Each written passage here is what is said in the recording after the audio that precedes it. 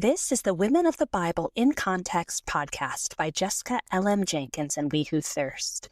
Thank you for joining our conversation at the intersection of trauma-informed theology, historical context, and biblical languages, where we rediscover women of the Bible, her story, her voice, and her God.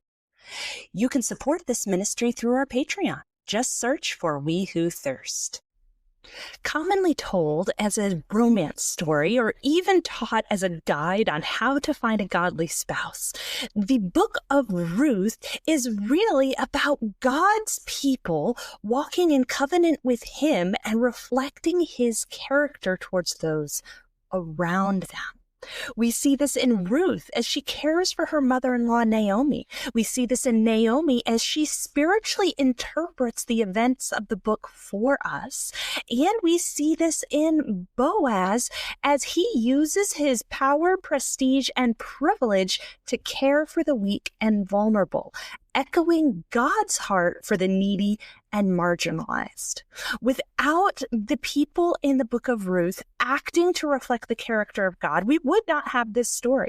If we didn't have strong, privileged people purposely risking their future on behalf of the weak and the marginalized, the entire story would end in chapter 1. But God providentially working behind the scenes and in the hearts and characters of the people in the story, we get a beautiful story of redemption that culminates in Ruth chapter 4. I am going to start, as we do every episode, by reading chapter 4 from my Hebrew translation. Again, I will be using the Hebrew meaning instead of the transliterated name. When we get to the genealogies at the end, there are a few names that we do not know the meanings for, and so those I will just read the transliterations. But everything else, I will read the name meanings, to help us immerse ourselves in this story. When we left off in chapter 3, Ruth had visited Boaz on the threshing floor, and Boaz had promised that he would take care of her and he would find someone to redeem her. Ruth went back to Naomi, who said, Boaz will take care of this today. Ruth chapter 4 starts with Boaz setting his plan for the redemption of Ruth in motion. And strength went up to the gate, and he sat there. And behold, the kinsman redeemer was passing by, whose strength had spoke of. And he said, turn aside. Sit here, such a one, Mr. So-and-so. And he turned aside, and he sat. Then he, strength, took 10 of the men of the elders of the city, and he said, sit here. And they sat.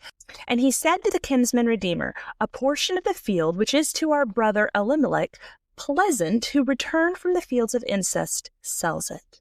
And I myself said, I will uncover your ear, saying, acquire before the sitters and before the elders of my people. If you will redeem, redeem. And if you will not redeem, tell to me, and I will know. For there's none except you to redeem, and I am after you. And then the man said, I myself will redeem. And then strength said, in the day you acquire for yourself the field from the hand of pleasant, you also acquire refreshing friend, the woman from the land of incest, the wife of the dead, acquiring her to cause the name of the dead to stand upon his inheritance. Then the kinsman redeemer said, I do not have the power to redeem for myself, lest I cause my inheritance to be ruined. Redeem for you yourself my right of redemption, for I do not have the power to redeem. And this is what happened before in Israel concerning the right of redemption and concerning the recompense to confirm for all the world. A man would draw off his sandal and he would give it to his friend. This is the attestation in Israel.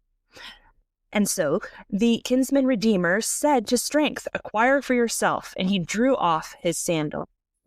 Then strength said to the elders and all the people, you are witnesses today, for I acquired all that belonged to my God as king, and all that belonged to dying and sickly from the hand of pleasant, and also refreshing friend, the woman from the land of incest, the wife of sickly, I have acquired for myself as a wife to cause the name of the dead to stand upon his inheritance. The name of the dead will not be cut off from the people of his brothers. You are witnesses today. And then the people who were in the gate and the elders said, "We are witnesses. May the Lord give the woman coming into your house to be like you sheep and delicate, who built the two of them the house of wrestling. And may the Lord make strong in the house of bread, and he will call the name in the house of bread. And may your house be like bursting forth, whom palm tree bore to the Lord be praised.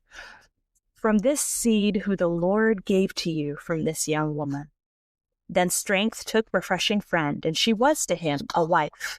And he went to her, and the Lord gave her conception, and she bore a son. And the women said to Pleasant, "Blessed be the Lord, who did not cease to give you a kinsman redeemer today. And his name will be called in the land of wrestling, and he will be to you a returner of life and a support in your old age. For your daughter-in-law, who loves you, bore him, who is better for you than 7 sons. Then Pleasant took the boy, and she put him in her bosom, and she was to him a nanny. Then the neighbors called him there, saying, "A son is born to Pleasant." And they called his name Servant. He was the father of Jesse, the father of Beloved. And these are the generations of Bursting Forth. Bursting Forth begat Hezron, and Hezron begat Exalted, and Exalted begat My kinsman is noble, and My kinsman is noble begat Little Serpent, and Little Serpent begat Salmon, and Salmon begat Strength, and Strength begat Servant, and Servant begat Jesse, and Jesse begat Beloved. If we consider the book of Ruth like a play, each chapter would be an act in that play. So at the end of chapter 3, Ruth and Naomi are discussing Boaz and what his next actions would be. And then we can proverbially see the curtain close on that scene. Now the curtain is opening again. And this time we have Boaz center stage for the first time in the story. And so we see Boaz, and he is striding. He is immediately setting about his purpose. Boaz goes to the gate. Now, the gate in ancient Israel was where you do your business. It could be both the marketplace and the gate. Sometimes in ancient Israel, they would fortify their cities with multi-layered walls. So imagine a city that has a wall, and it's actually 2 walls together. You have the outer wall that, of course, enemies would see, and then you have an inner wall that people on the inside would see. Houses are sometimes built between those 2 walls, and in times of war, you could fill those houses with rubble and other things to make the walls stronger. So you might have houses built into a very thick wall, and you might have houses on the inside. We don't know exactly what type of wall Bethlehem had, because archaeological digs have not been able to be done extensively in Bethlehem because it's been continually occupied from the Roman ages through today. But typically they would have these very thick walls. There's a great example of one at Beersheba in Israel, and the walls would be thick enough you could actually have kind of an entryway carved into the wall as you go through the gate into the city. There would be these notches where benches are literally carved into the wall. So that could be kind of the gate style in the wall that we're talking about, with benches along the sides, or there could be benches in a seated area right outside the wall in kind of an open plaza that would also function as a market. Whatever style of gate we're dealing with here, Boaz goes to this. This is kind of the town hall. This is where official business is notarized, is done. If you have official business, this is what you are going to do. If you need to sell land, buy land, make big purchases, get something notarized, this is where you go. Functions as town hall, administrative clerk, property office, all of the things. So Boaz goes there and he sits down. Sitting down in the ancient world is often an expression of authority or business, that you need to do something or you need to speak. So he sits, and behold, the kinsman redeemer he was telling Ruth about in chapter 3 passes by. This brings us back to when Ruth is gleaning in chapter 2, and behold, Boaz comes out of the city.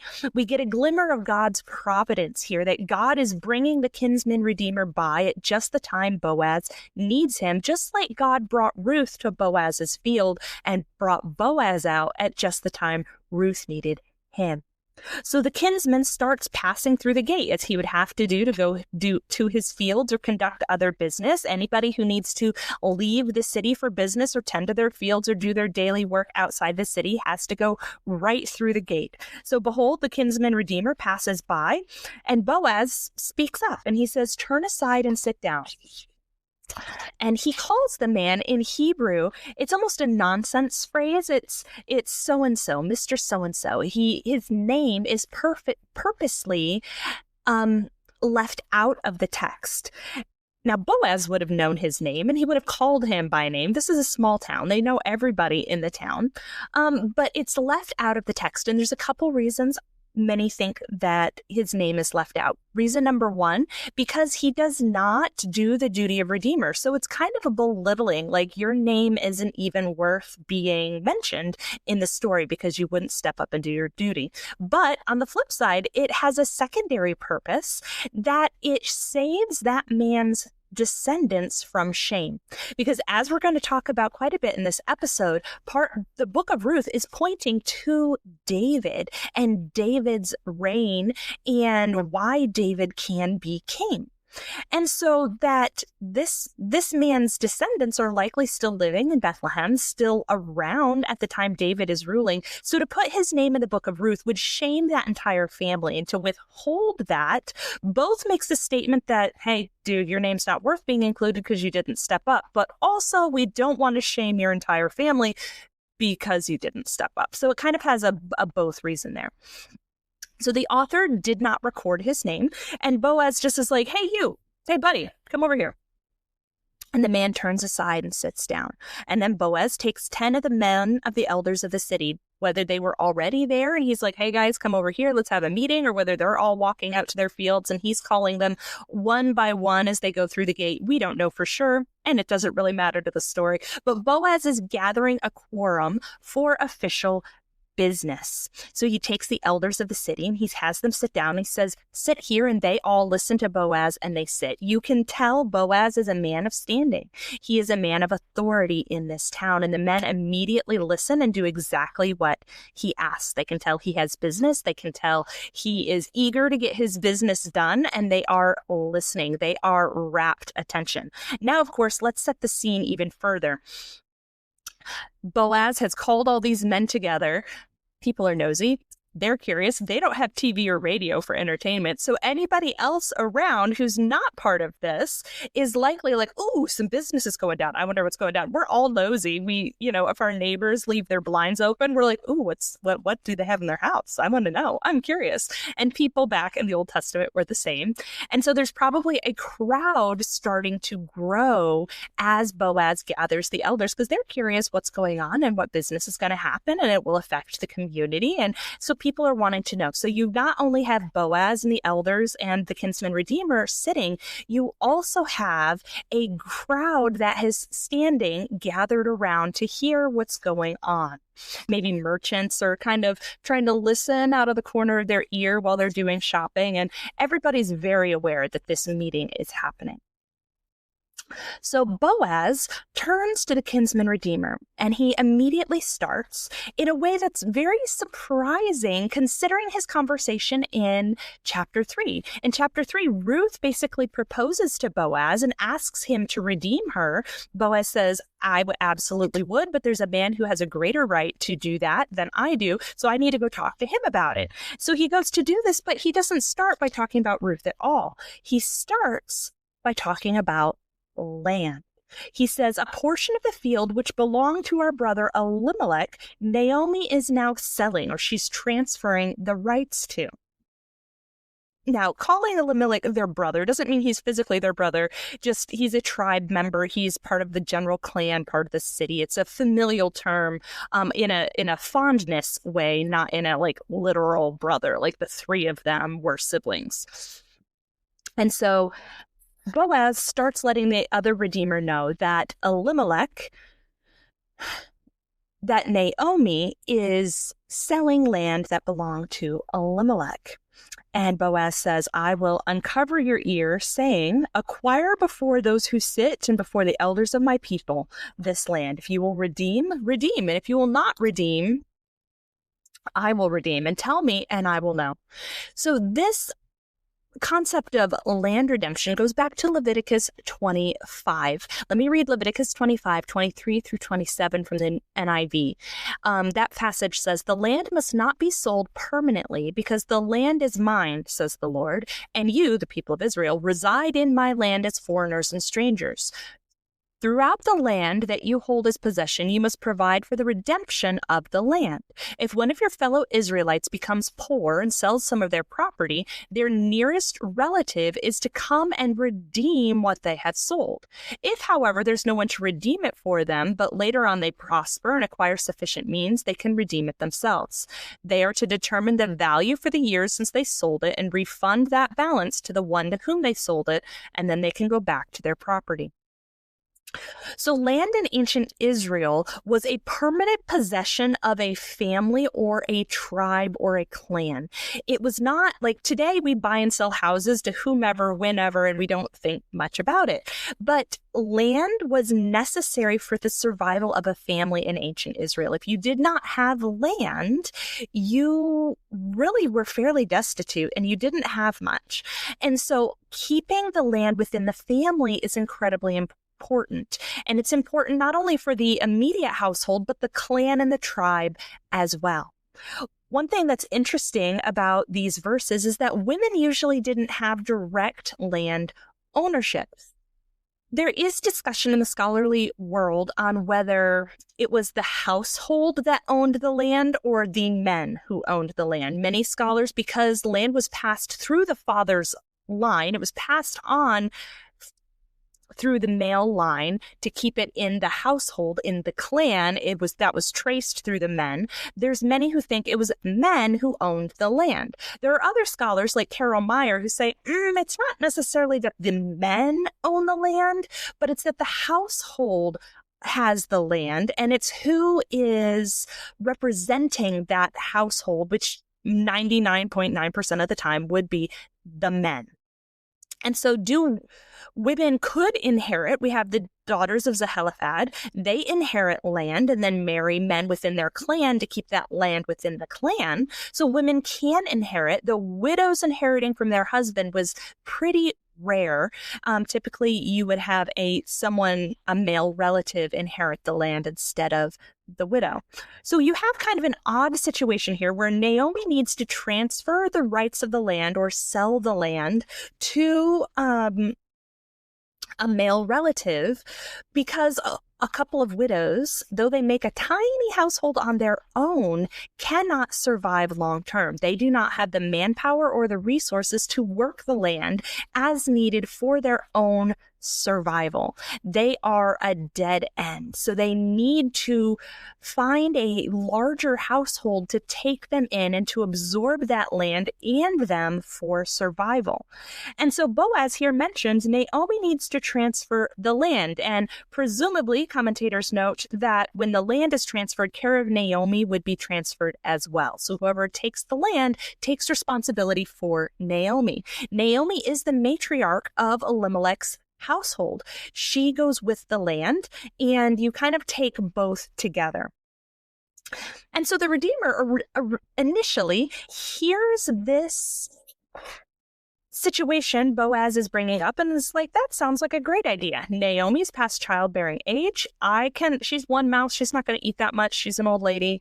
I can care for her, and I get this land, which my household can work. We can turn a lot of profit. We can help ourselves out. If he had children, that will increase the inheritance of my children. My children will get more inheritance because of this land. This sounds like a great deal. Absolutely, I'm in. I will redeem the land and take on caring for Naomi. No big. I can do that. So he says, I myself will redeem. I'll do it. Not a problem. And then Boaz drops the other shoe. Boaz brings up and he says, okay, but in the day you acquire for yourself the land from the hand of Naomi. She's the acting matriarch. She is the head of the household. From the hand of Naomi, you also get Ruth the Moabitess, the wife of the dead. Now, Naomi's the wife of the dead as well, but she's postmenopausal. She is not of marriageable age, so they're not really concerned about that. But Ruth is of marriageable age. She is still in years where she could bear children. She is also a Moabitess, and Boaz drops that in the middle of this. He's using a lot of very technical legal language. This is kind of, think of this as in you're in the county surveyor's office, you're in the town hall, and you have all those legal documents with all the legalese. That Boaz is speaking in legalese here. So some of what he says sounds very formal. It sounds very kind of disjointed, and it's supposed to be because it's very specific legal language. He is drawing this out to make sure all the T's are crossed, all the I's are dotted, and everything is going as it needs to. But he's also laying out subtle cues to get the end result that he's going for. So he says, when you get the land and Naomi, you're also going to get Ruth, who is a Moabitess. And as we've talked in other episodes, there's a lot of animosity between Israel and Moab. The people of Moab, according to Genesis, started from an ancestral relationship. The Moabites had their women seduce Israel's men and draw them away from the Lord. Moab refused to let Israel pass through and cursed Israel. So the Moabites, and in recent years, the king of Moab has been ransacking and pillaging parts of Israel just north of Bethlehem. So they're not a big fan of Moab, and Boaz drops right in the middle Ruth the Moabitess, which everybody in town knows she's a Moabitess, but he's dropping that just to make sure nobody forgets. But he also mentions wife of the dead. That's a very technical phrase that's used in the passages about levirate marriage, the wife of the dead. And so he's bringing those levirate marriage ideas into this passage. And Boaz is brilliantly tying together two legal concepts that Ruth started to bring up, but she wasn't fully aware of all the legal nuance in chapter 3. In chapter 3, Ruth comes to him and basically does a marriage proposal, but then she says, you are a kinsman redeemer, and shifts from just a plain marriage proposal into the realm of redemption by saying that Boaz is a goel. Now let's review very briefly. A goel's responsibility in Israel was for, as we've been talking about, the redemption of the land, to keep it in the family, to keep it in the clan. It was also to redeem relatives who've sold themselves into slavery, to help make sure money paid in restitution gets to where it needs to go, to assist clan members in a lawsuit. Generally, levirate marriage is just direct brother-in-law. So if Malhan had died, Chilion would need to marry Ruth, but both of them died. So we don't have the direct levirate marriage, but a goel's responsibility is to care for those in his clan, in his community. So Ruth broadened her request from just marriage to him acting as a goel for her and Naomi. Boaz understands everything that entails more than even Ruth did, and he broadens that further to be the land and Naomi and Ruth. And so he says, you acquire Naomi, you acquire Ruth, the wife of the dead, and the reason you acquire Ruth, the wife of the dead, he says to the other redeemer, the reason you would acquire her is to cause the name of the dead to stand upon his inheritance, to keep Elimelech and Malhan's name alive. We have very little information on the ancient Israelites' view of the afterlife. They did not have the same view of the afterlife that the New Testament Christian or the church today does. But for the Old Testament Israelite, having your name stay with your land, your legacy stay with your land, they believed that it had some sort of impact on your afterlife. Having people of your descendants on your land was important, as important in your death as it is in your life. And so Boaz here is saying to keep the name of the dead, to cause the name of the dead to stand upon his inheritance. We are working for the good of Elimelech's household, Elimelech's family, Elimelech's name as our brother. And in order to do that, you need to marry Ruth to carry on Elimelech's line because of leverite marriage considerations. Leverite marriage is the brother-in-law marriage where if a brother dies, if a man dies, his brother would marry the dead man's wife, and her first son would be considered the dead brother's, not the biological father of the baby. And so that child would get the inheritance from the dead brother. I talk about this in great detail in my episode on Tamar. So go back and listen to that and all the tricky leverite marriage, brother-in-law law stuff that goes on in Tamar's story in the book of Genesis. But here, Boaz is bringing all of that into these legal proceedings. He's saying, redemption of land is great, but we need more than just keeping the land in the clan. That's the easy part. The hard part is keeping the name of the dead connected to his land. At that point, the kinsman redeemer basically says, I'm out. He's like, I don't have the power to do this. I can't. And we don't know why. He doesn't say why he doesn't have the power. It could be that inheritance for his kids would get all messed up. It could be he just financially can't manage all of that. It could be he thought marrying a Moabite was distasteful. The text doesn't tell us. We have no reason except this man is like, I can't do it. Too big. Too scary. My inheritance, my children's future, I would be endangering all of that. I can't do it. I'm out. You do it. So the man tells Boaz he can do it.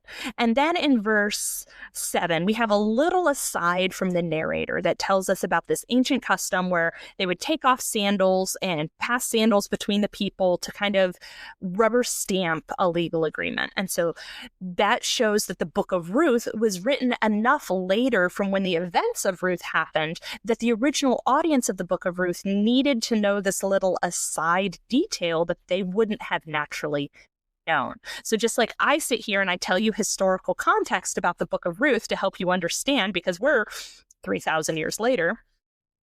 So the author of the book of Ruth was just enough later from the events of the book of Ruth that he needed to give a little historical context aside for his audience. And that's what he does in verse 7. The man drew off his sandal and he would give it to her friends. This is the attestation in Israel. Verse 8 picks back up with the legal proceedings where the kinsman redeemer is going to do that very thing.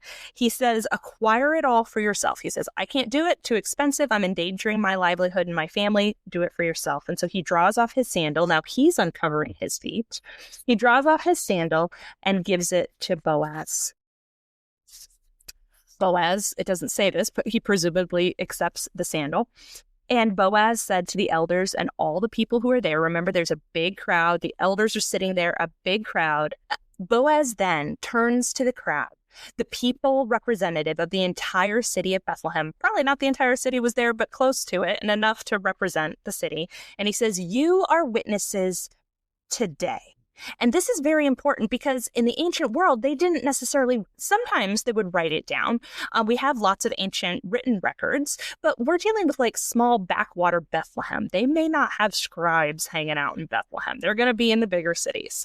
And so this is an oral culture. They remember things and they need human witnesses to be like, yes, this is what happened. Because if there's ever an issue further down the road, you can be like, well, elder so-and-so and elder so-and-so and Mr. and those people, they were all there. They heard it. They witnessed it. I can bring them into the legal wranglings further down the road to be like, no, you agreed, Mr. So-and-so, you agreed to such and such. We were there. We saw it. So Boaz asks everyone standing around and the elders who sit to witness the proceedings. He wants Bethlehem as a city. He wants their buy-in on what is about to transpire. So Boaz says, you are witnesses today, for I am acquiring all that belong to Elimelech. I read this as he's acquiring the household. He's acquiring the movable goods, clothes, pottery, grinding stones, everything, movable goods, house, land, everything. He says, I acquire all that was to Elimelech. I'm acquiring this entire household. I am absorbing their household, movable goods, immovable goods, land, people, all of it. I'm acquiring all that belongs to Elimelech. I'm absorbing their household into my own, and all that belonged to Chilion and Mahlon from the hand of Naomi. I am transferring the responsibility and protection of this household, of Elimelech's household, from the widow Naomi to myself. That's how I read this verse. He is saying, I see Naomi as a widow who does not have legal standing to represent herself in a court of law in this culture.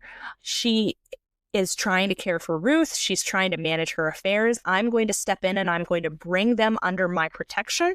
I'm going to absorb their household into my own and all of the good, bad, ugly, beautiful that goes with it.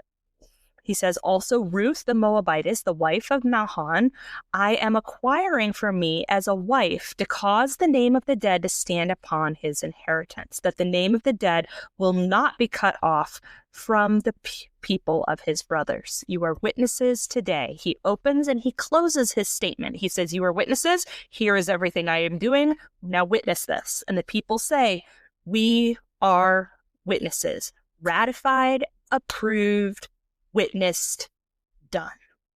Now, I want to go back very briefly and make a note. It says that he is acquiring the land and he is also acquiring Ruth. There has been some discussion about this because that word acquire could also mean bought. And some people are like, wait, does this like he's buying her like a slave as a wife? And that's not really at all what's going on here. Yes, he's using the word acquire, which can also be bought, but it's a legal term. Remember, this is a legal proceeding dealing with the estate of Elimelech, the whole estate, the whole household, which in the ancient world includes house, land, people, movable goods, animals, anything that they had, the household, it all goes together. You don't separate out the people from the house, from the land. They are all intertwined. So this is a legal situation where he's dealing with the entire household. And so he would buy the household. He acquires that. And so with all of that, he acquires Ruth. So this isn't talking about a bride price or her being bought and sold, wives being bought and sold. This is the only time that word acquire or bought is used of getting a wife in the Old Testament. And it's in a very specific legal setting where there's a much broader picture than just her singular marriage happening, if that makes sense. So he's acquiring her as part of the household, and he's marrying her because he wants to. We saw that in chapter 3. But also to keep the name of the dead in the inheritance. He recognizes the importance of the brother-in-law law, of the leverite marriage responsibility, especially in this group collectivist culture where you think about the whole, you think about the clan, you think about all of the people, not just yourself. So he says, you are witnesses today. He says, you are witnesses. I am taking this household into my own, and I will be marrying Ruth as part of that process. You are witnesses. And all the people say, we are witnesses. They ratify this and they promise to remember and to pass on knowledge of what has happened down through the generations for legal stability in the city. And then they give a blessing. They say, we are witnesses. May the Lord give the woman coming into your house. May she be like Rachel and Leah, who built, the two of them, the house of Israel. They recognize the importance of women in the building of houses of Israel, not the physical houses, but the people itself. And they recognize Rachel and Leah, have Star Wars on the brain. Rachel and Leah are the ones through whom all the tribes of Israel came by Jacob. May Ruth be like them. May she be a matriarch. May she be a name that stands and will continue throughout the generations. And then they ask that the Lord will increase strength and honor to Boaz's name in the city of Bethlehem. And they say, may your house be like Perez, who Tamar bore Judah. The people in Bethlehem, though Boaz didn't bring it up, recognize that the story of Tamar and Judah provides legal precedent for what Boaz is doing legally that day. Let me get into the legal weeds here for a second. If you recall, I mentioned it in the first episode on the book of Ruth, that there is a law in Deuteronomy 23 verse 3 that says, from the NIV, no Ammonite or Moabite or any of their descendants may enter the assembly of the Lord, not even to the 10th generation. So integrating a Moabite or an Ammonite into the community of Israel is exceptionally tricky. You don't have a clean way to do that. Some people say, well, Ruth, she was a woman of faith. She believed in the Lord, and so therefore she gets a pass. Not according to Deuteronomy 23:3. It's pretty clear. They can't enter the assembly, the worship. They're not allowed to be like full on part of Israel. Neither are their descendants for 10 generations. Which this book is pointing to David, who is less than 10 generations away from a Moabitess. But the people recognize what Boaz has done. Deuteronomy 23:3 is a later law in the book of the Torah, in the book of the law. Tamar and Judah is an earlier law. The leverite marriage, the relationship, the kinship relationship, taking care of widows, sets precedent over the later law. Earlier laws get weighted heavier than the later laws.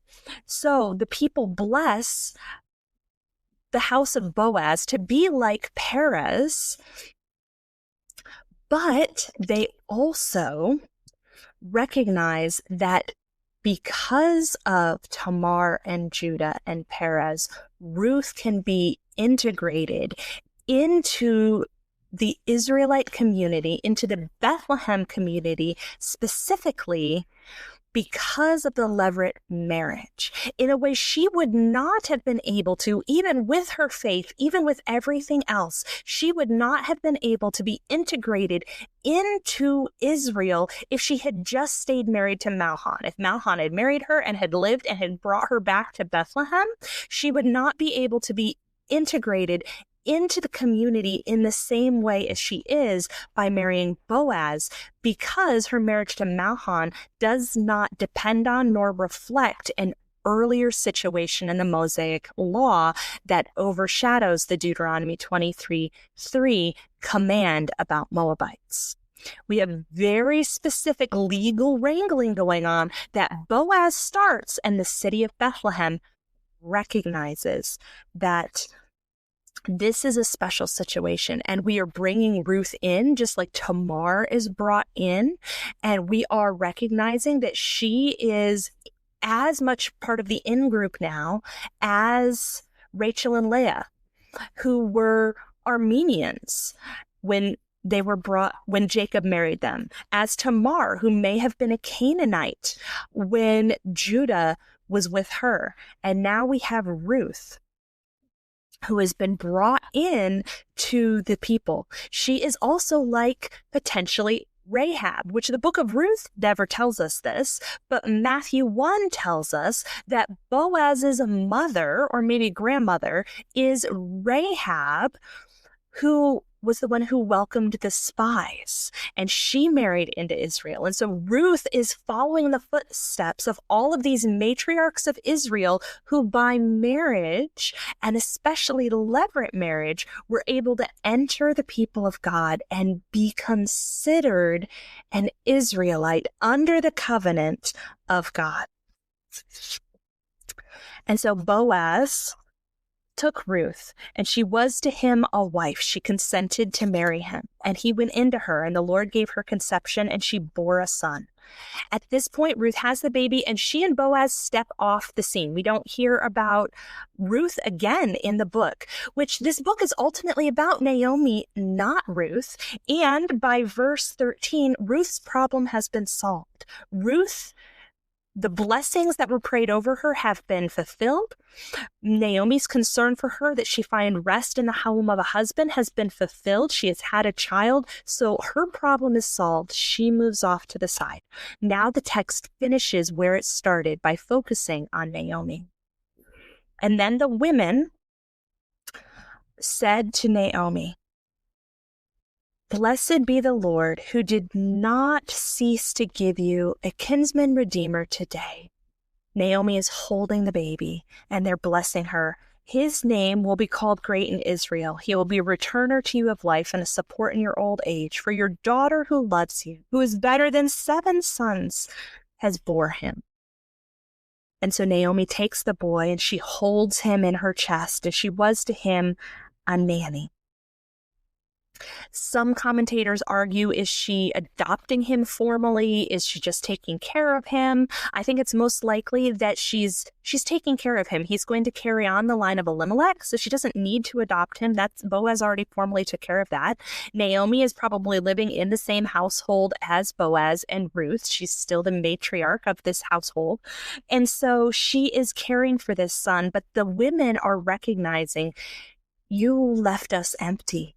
Or you left us full, you returned empty, and now you are full again. You have a new son. God has provided for you. The word "she was to him a nurse," many of your translations say, that could speak to like a breastfeeding nurse, a wet nurse. Naomi's obviously too old for that. It can also be nanny, caregiver, guardian. The masculine form of that word talks about caregivers and guardians. So it just is referencing Naomi's care for this child who will be a servant to her, who will care for her in her old age. And the women of the town, which this is very unique, name him, and they called his name Obed, which means servant. He will serve the Lord and he will serve Naomi. And Obed was the father of Jesse, the father of David, which again brings us full circle back to the beginning, where I said that one of the purposes of the book of Ruth is to show how David's reign and Solomon's building of the temple could be legitimate when they are less than 10 generations away from a Moabite. And it's through very specific legal wrangling that can happen. So for the readership of the book of Ruth, the book ends with someone they are very familiar with, King David, the highest, most honored king in Israelite history. The book of Ruth starts with emptiness, Naomi losing everything. And then the book ends with Naomi being the, in some ways, proverbial adopted great-grandmother of David, and Ruth, the physical great-grandmother of David. These two women, in their loyalty to each other, are both ancestors, one legally, one physically, to David, and thereby Jesus. We talked in a previous episode how Naomi is in many ways a female Job. And like Job had family and riches restored to him, so Naomi does also. The book closes with an even more extensive genealogy, but again, it starts with who? It starts with Perez, once again pointing to Perez is the key for the book of Ruth. If you want to understand the book of Ruth, you need to understand the story of Perez and his mother, Tamar. It is through these women that God has moved and God has worked to set up the family line of David and thereby Jesus. Often genealogies leave out women, and they have in this one as well. Perez begets Hezron, Hezron Ram, Ram Amminadab, Amminadab Nahshon, Nahshon Salmon, Salmon Boaz, Boaz Obed, Obed Jesse, Jesse David. The women are left out. But people would have known who the key women were. And God highlights continually the key women throughout this story. That without the women doing sacrificial chesed, covenant faithfulness works on behalf of those near them. Women who fought against abuse and oppression to get what they were owed. Women who had absolute faith in God when everything fell apart. These women are how the male genealogies can even exist. These women are the bedrock on which the story unfolds. So as we consider the book of Ruth as a whole, think about how God is working continually on behalf of the broken and the weak and the destitute through those who have power and privilege, who are willing to risk their own inheritance to help those who are in need. Boaz's inheritance could have been in as much risk as the kinsman redeemer who said he couldn't do it. But he was willing to risk. He was willing to leverage his power and position and privilege to help those in need. And those who were in need clung to God by faith. Naomi's faith was often shaken and she was often angry, but she is still the theologian of the book who's pointing out what God is doing alongside the other women in the town who are saying, this is what God is doing. Men bless in this book. They offer blessings. It is women in the book of Ruth who interpret what has happened and point to how God is working through the events. Women's wisdom, women's insight, women's voices are important to God, and they have been immortalized in Scripture. So as we close out the book of Ruth, remember, this book is not a romance story on how to find a spouse, because we don't have all the legal procedures they had that precipitated finding a spouse. And finding a spouse wasn't about romance, but it was about necessity, but not just necessity for themselves, necessity for those who are no longer there, and necessity for those who are even more vulnerable than they were. Naomi is more vulnerable than Ruth because Ruth is still young enough to marry. Naomi is not. Ruth sacrifices potentially everything for the good of Naomi and is able to bring about wholeness and security and fullness for Naomi. God works providentially in the book of Ruth, and we see the glimmers all over. But those who interpret the actions of the book of Ruth, the women who interpret throughout the book of Ruth what God is doing, give God's providence and human action the same weight.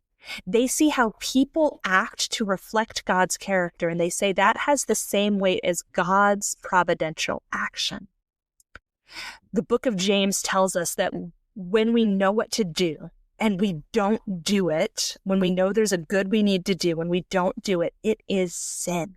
God expects his people to stand up and act on behalf of the weak and the destitute, to use our power and our privilege and our position on behalf of those who need.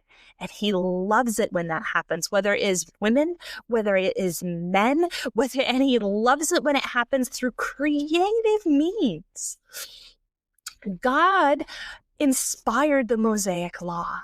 And when Boaz can work through the nuances of the creative law, of the Mosaic Law, to creatively draw Ruth into full communion in Israel so that their great-grandson can be the premier king of the people and his son can build the temple of God. God thinks that is beautiful. People who know the word, people who live the word, people who act the word, so that God can work through them on behalf of others. Find me on social media. Let me know what you think of this episode. I cannot wait to talk about it with you more. If you sign up for my mailing list, go to wewhothirst.com/links so you can sign up for my mailing list, and we will further conversations about Ruth and these sorts of topics there. I cannot wait to talk to you next time. Have a great week. Thank you so much for listening to the Women of the Bible in Context podcast. Join Jessica L.M. Jenkins' mailing list for more research and devotional thoughts about women of the Bible, and access the full research bibliography for this episode by visiting wewhothirst.com/links. links. Support continued research about women of the Bible and their cultural, familial, and historical background by joining the We Who Thirst Patreon. I am so honored that you joined me for today's episode and look forward to seeing you next time.